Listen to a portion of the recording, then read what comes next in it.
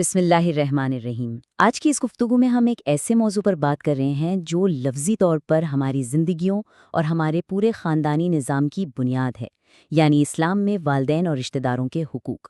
ہم سب جانتے ہیں کہ خاندانی رشتوں کی اہمیت کتنی زیادہ ہے، تو چلیے بغیر کسی تاخیر کے اس بہت ہی خاص اور دل کے قریب موضوع کو گہرائی سے سمجھتے ہیں۔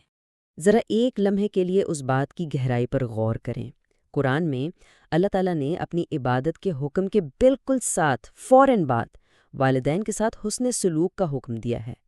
مطلب یہ کوئی معمولی بات نہیں ہے۔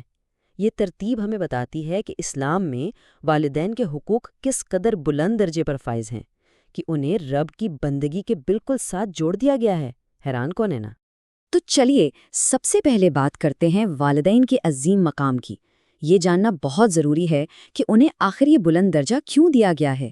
سچ تو یہ ہے کہ یہ ہمارے لیے اللہ کی طرف سے عطا کی گئی سب سے بڑی نعمت ہیں۔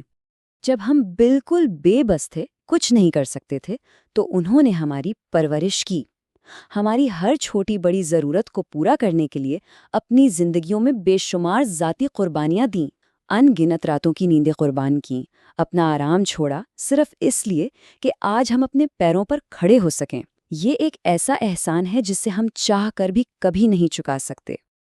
اب سوال یہ ہے کہ اس احسان کے بدلے ہمیں کیا کرنا ہے؟ یہی ہمارا اگلا حصہ ہے، محبت، خدمت اور اطاعت۔ یاد رکھیں، یہ صرف خوبصورت الفاظ نہیں ہیں، بلکہ یہ وہ عملی رویے ہیں جو ہماری روزمرہ زندگی، ہماری ہر بات چیت میں نظر آنے چاہیے۔ قرآن مجید کی ایک بہت ہی مختصر لیکن انتہائی گہری ہدایت پر ذرا غور کیجیے، پس انہیں اف تک نہ کہنا۔ عربی زبان میں اف ناگواری یا بیزاری ظاہر کرنے کا سب سے چھوٹا لفظ ہے۔ اب سوچئے، اگر اس معمولی ترین بیزاری کے اظہار سے بھی سختی سے منع کر دیا گیا ہے تو ان پر چیخنا یا ان کا دل دکھانا کتنا سنگین گناہ ہوگا۔ بالکل، یہ ہمیں سکھاتا ہے کہ والدین کے ساتھ گفتگو میں ہمیشہ ہر حال میں انتہائی نرمی ہونی چاہیے۔ اور یہ محبت اور احترام صرف ان کی جوانی تک محدود نہیں ہے۔ قرآن ہمیں ان کے بڑھاپے اور زندگی کے ہر موڑ کے لیے ایک بہت ہی خوبصورت دعا سکھاتا ہے۔ اے میرے رب، ان دونوں پر رحم فرما جیسے انہوں نے بچپن میں میری پرورش کی۔ یہ شکر گزاری کا وہ تسلسل ہے جو کبھی نہیں ٹوٹنا چاہیے۔ اب یہاں ایک بہت ہی عملی اور اہم توازن کو سمجھنا ضروری ہے۔ جائز احکامات میں تو والدین کی مکمل اطاعت اور احترام کرنا بالکل لازمی ہے، 100%۔ لیکن اگر وہ کبھی کسی ایسی بات کا حکم دیں جو اللہ کی نافرمانی کے زمرے میں آتی ہو تو اس گناہ میں ان کی اطاعت نہیں کی جا سکتی۔ مگر، اور یہ ایک بہت بڑا مگر ہے، اس صورت میں بھی ان کے ساتھ مکمل حسن سلوک اور نرمی برقرار رکھنی ہے۔ مطلب اختلاف کے باوجود احترام کا دامن کسی بھی حال میں ہاتھ سے نہیں چھوٹنا چاہیے۔ والدین کے حقوق کے بعد اب ہم اپنی گفتگو کا دائرہ تھوڑا اور وسیع کرتے ہیں اور آتے ہیں صلہ رحمی کی اہمیت کی طرف۔ یعنی ہماری ذمہ داری صرف والدین تک نہیں بلکہ پورے خاندان تک پھیلی ہوئی ہے۔ صلہ رحمی دراصل ہے کیا؟ سیدھے الفاظ میں یہ تمام رشتہ داروں کے ساتھ تعلق قائم رکھنے، ان کا احترام کرنے اور خاندانی رشتوں کو مضبوط بنانے کا اسلامی تصور ہے۔ اس وسیع دائرے میں ہمارے بہن بھائی، چچا، پھوپھی، ماموں، خالہ اور تمام قریبی رشتہ دار شامل ہیں۔ در حقیقت یہی ہمارے خاندانی نظام کی سب سے مضبوط بنیاد ہے۔ اور یہ صلہ رحمی صرف باتوں کے حد تک نہیں ہوتی، یہ ایک بہت ہی ٹھوس عمل ہے۔ اس کا مطلب ہے ضرورت کے وقت اپنے رشتہ داروں کے کام آنا، ان کی مدد کرنا، بیماری میں ان کی عیادت کرنا، ان کی خوشیوں میں سچے دل سے مبارکباد دینا اور غم کے وقت ان کا سہارا بننا۔ اور سب سے بڑھ کر اگر کبھی خاندان میں کوئی ناراضگی ہو جائے تو آگے بڑھ کر صلح کی کوشش کرنا۔ یہی وہ چھوٹے چھوٹے قدم ہیں جو کسی بھی خاندان کو جوڑے رکھتے ہیں۔ لیکن تعلق جوڑنے کا حقیقی مطلب کیا ہے؟ کیونکہ جب سب کچھ اچھا چل رہا ہو تب تو تعلق نبھانا بہت آسان ہوتا ہے۔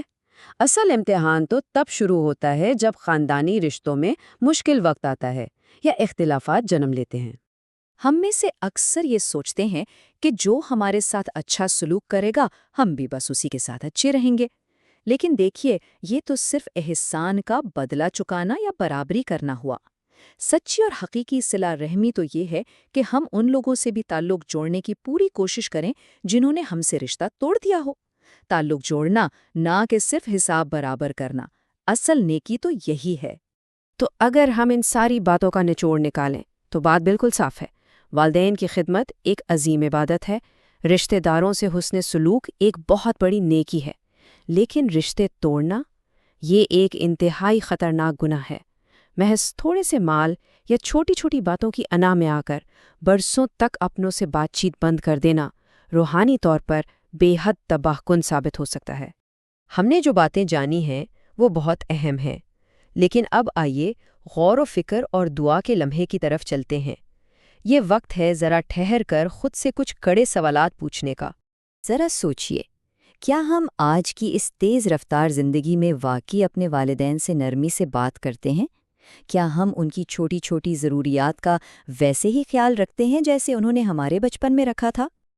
اور کیا ہم اپنے بہن بھائیوں سے اچھا سلوک کرتے ہیں؟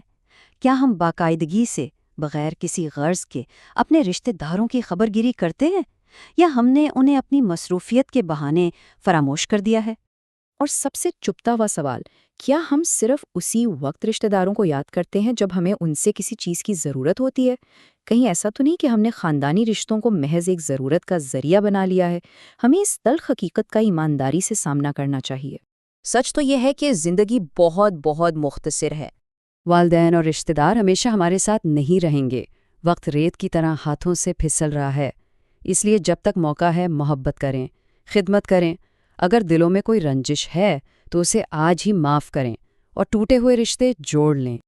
آخر میں ہماری بس یہی دعا ہے کہ اے اللہ ان تمام والدین کی مغفرت فرما جو دنیا سے جا چکے ہیں، اور ہمیں ان کے لیے مسلسل دعا، صدقہ اور نیک اعمال کرنے کی توفیق عطا فرما، آمین۔